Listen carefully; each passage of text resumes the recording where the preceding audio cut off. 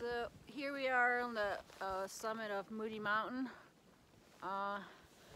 It took us about 3 hours to do 1.3 miles. There's been a lot of snow in the last 2 days. About 15 inches of snow here. And not really, people don't really hike this section, so it's not been broken. Somebody did right in the storm, but all the tracks are gone. So I guess we're calling in defeat, since at this pace is just not feasible with the amount of effort. And I mean, we could continue on this section, but we'd have to carry so much extra food, and it's just not worth the effort. We have another 9 miles to go in this section to the next road. Yeah, so 9 miles at a quarter mile an hour. And it's also supposed to be fun, I guess. With this type of pace, yeah, that's just not, it's just not fun. It's just not really worth it to keep going and putting that amount of effort in. We're not out here to prove anything. We're you know, we thought it'd be a fun adventure, and it doesn't, you know, like, so. So we plan to skip ahead. Yeah, we'll backtrack what we just broke out, go back to the road, and like in the Moose. Oh, and this is only 2,600 feet. This is 2,400 feet. 2,400 feet. The next peak was 26. The Mahoosics are going to be what, 3,000-4,000? 3,000 feet, 3,500 feet. So I mean, and that's like Speck would be broken out, maybe Goose Eye, but probably not. And the rest is not going to be broken. People don't really hike that either.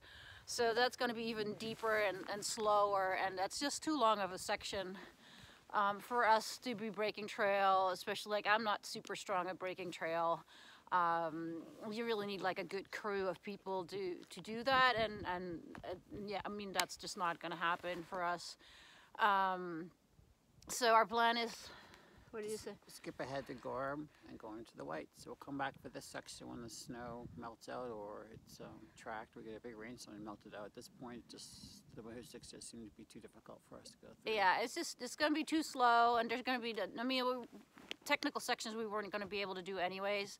But to just road walk around the whole thing, that to us sounds kind of like that defeats the purpose.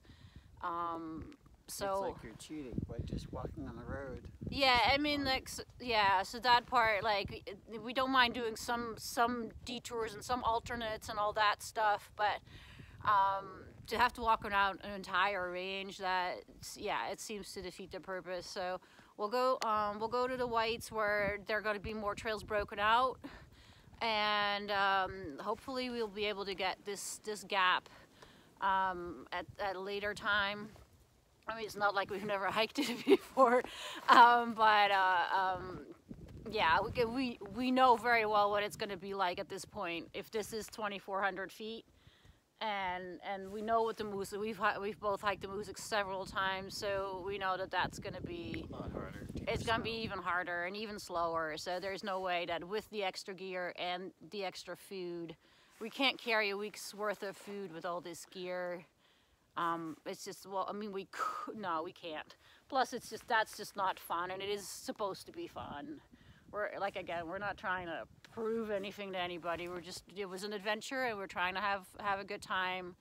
And yeah, we'll just go and skip up to the Whites, however much we don't like that idea. But at least there'll be broken trail. And then if we feel like we can do this section, we'll do it when we can. Yeah, exactly. So that's us. That's it.